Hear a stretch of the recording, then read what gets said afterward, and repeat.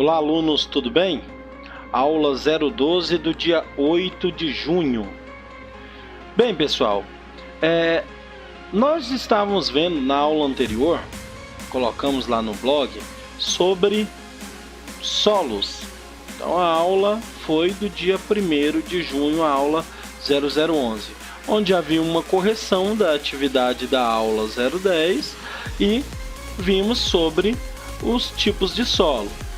Eu deixei logo aí abaixo um vídeo explicando um pouquinho sobre as questões do solo. Solo é tudo onde nós pisamos, onde nós construímos nossa casa, onde nós plantamos. Existe os horizontes de solo. Então tudo isso vai estar explicando lá num vídeo. Um professor de geografia top de linha, muito legal. Ele fez um vídeo aí explicando muito bem sobre essas questões de solo.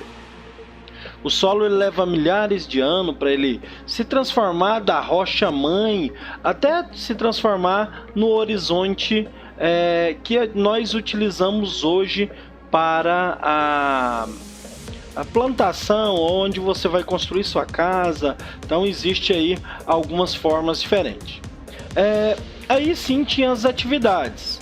A atividade número 1, ela falava o seguinte: o solo é a camada superficial da crosta terrestre, sendo formado basicamente por aglomerados minerais e material orgânico, originado da decomposição de animais e plantas. Então, quando a própria planta ela morre, um galho, a árvore, a flor, ela se torna um tipo de adubo, que é chamado de humus. Então, ela se transforma em algo que vai dar alimento para a própria natureza depois, né?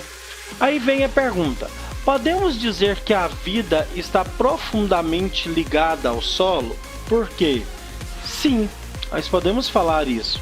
Primeiramente porque o homem ele depende do solo para construir, para tirar o seu alimento. Ele depende do solo para retirar seus materiais, tipos de minério. Então o homem depende do solo. A vida em si, de modo geral, depende do solo. Então, sem o solo não tem vida. Nós não iríamos ficar flutuando por aí. A resposta que eu estou falando aqui é explicando. Se você colocou dessa forma, tá certo. Se você copiou, colocou igualzinho tá na resposta lá em cima, tá certo também. A número 2 fala o seguinte: a erosão tem provocado vários problemas para os seres humanos. Consequentemente, ocorre deslizamento em terra em regiões habitadas por seres humanos, né?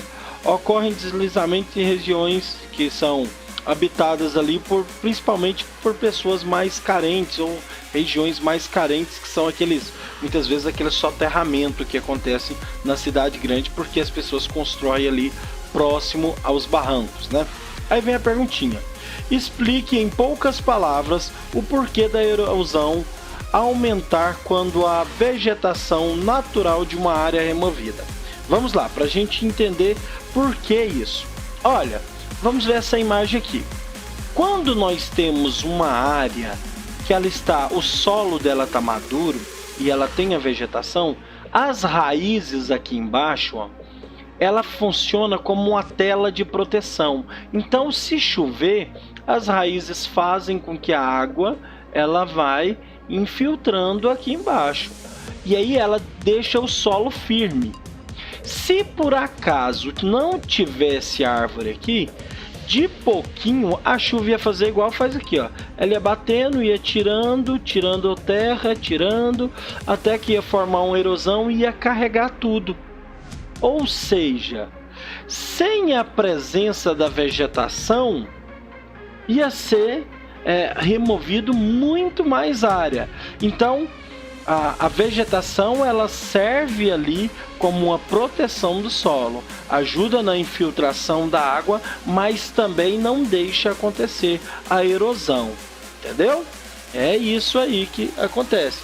Por isso que é importante a gente ter árvores, principalmente nas encostas de morros, assim, algumas vezes o povo vai lá, tira para limpar, limpa o lote para colocar as casas, vem a chuva e leva tudo, porque não tem as raízes que vai prendendo o solo ali, firmando esse solo. Então ele fica praticamente solto e aí leva tudo, né? Número 3. O Brasil se destaca-se como um grande produtor agrícola, fato proveniente do extenso território e também de fertilidade do solo. Após algum tempo de cultivo, é preciso acrescentar fertilizante ao solo. Se o cara plantar muito tempo e ele não colocar fertilizante, o solo vai morrendo, ele vai perdendo lá os nutrientes básicos dele e vai morrendo, né? Porque não é necessário tomar essas medidas com as vegetações naturais, nativas. Gente, quando o homem planta num lugar, não é nativo. Nativo é quando ele nasce. Um exemplo, o cerrado. Você vai lá no cerrado, ele é uma vegetação nativa. Por que não é preciso tomar essas medidas? Ou seja, fertilizar o solo lá. Porque a própria vegetação, ela se fertiliza. Com a morte de animais que eles vão apodrecer e vão se transformar em humus, pelos galhos que vão cair naquele local, pela própria a chuva que vai escorrer ali, vai ajudar na fertilização. Então existe ali uma fertilização natural, diferente da que o homem faz lá, que ela é química. Então uma é diferente da outra. Então por isso que ela não necessita de ter ali uma fertilização, porque ela já tem essa fertilização natural. Beleza? Entenderam? Vamos lá, número 4.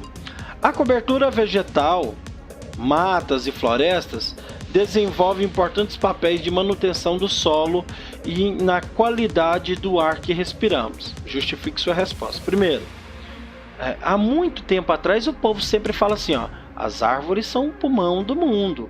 Elas nos ajudam. As árvores, ela absorve o CO2, que é o ar que nós expiramos, e nos devolve oxigênio. Então, isso é um papel fundamental que ela faz para nós. Então, a qualidade do ar num lugar que tem muita árvore é muito melhor do que você estar no centro da cidade. Se você estiver num lugar no centro da cidade, no meio-dia, você vai ver que o ar vai estar carregado. Poluição, fumaça, queimada, tudo está acontecendo ali, mau cheiro, odores.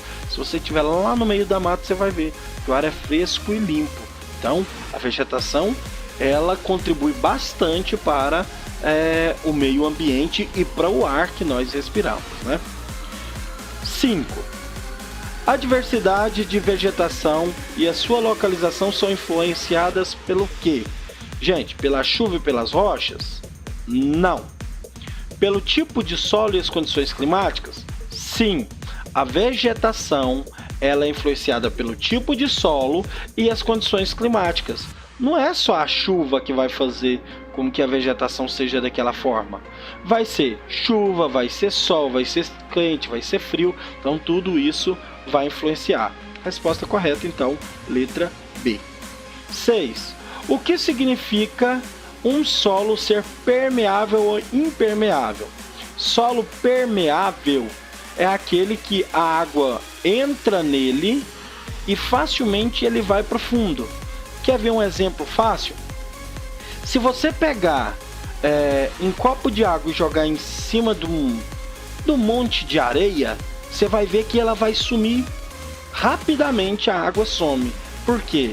Ele é permeável. A água consegue passar por ele aqui, por esses poros aqui, com facilidade. Quando ele é impermeável, quer dizer que ele bate em algum lugar e empoça, porque é difícil dele entrar no solo. Aí um exemplo de solo impermeável é a argila. Então por isso que a gente tem esses filtros de barro, pote que são de barro, ele é impermeável, e depois que ele é queimado para virar esse pote, esse filtro, fica mais difícil ainda de passar água por ele. Então, permeável é quando a água passa com facilidade, impermeável quando tem dificuldade ou não passa. 7. Por que é melhor plantar em um solo com muita matéria orgânica, humus? Porque já está fertilizado. Então é muito melhor para a planta, né? Você ter ali, quando sua mãe vai mexer na horta, ela não vai buscar esterco, né? Que é um tipo de humus, porque a vaca come, depois ela faz suas necessidades, ela vira esterco depois de um tempo. É isso, animais morrem, as plantas que morrem também, elas se transformam em humus. Então ele vira uma matéria orgânica, ele vira um tipo de nutriente para o solo que é muito bom para as plantas, né? 8. Solos poucos porosos são bons para a agricultura? Por quê? Poucos porosos, aqui ó. Lembra, poucos porosos é quando acontece de ter poucos poros. Então, entra com facilidade ou, no caso aqui são poucos porosos, a água não entra com facilidade no solo. Assim como nós falamos aqui que ele não é impermeável, ele é difícil, se você plantar uma planta numa argila, dependendo da planta, ela não vai sobreviver, ela vai sobreviver pouco tempo, porque a água não vai chegar até a planta. Então isso vai dificultar aí chegar a água à raiz da planta. Ou outra coisa, se colocar muita água, inunda tudo ali. E a planta vai morrer muitas vezes ali porque ela não é uma planta aquática. Então, os solos que são poucos porosos, eles não são bons para a agricultura.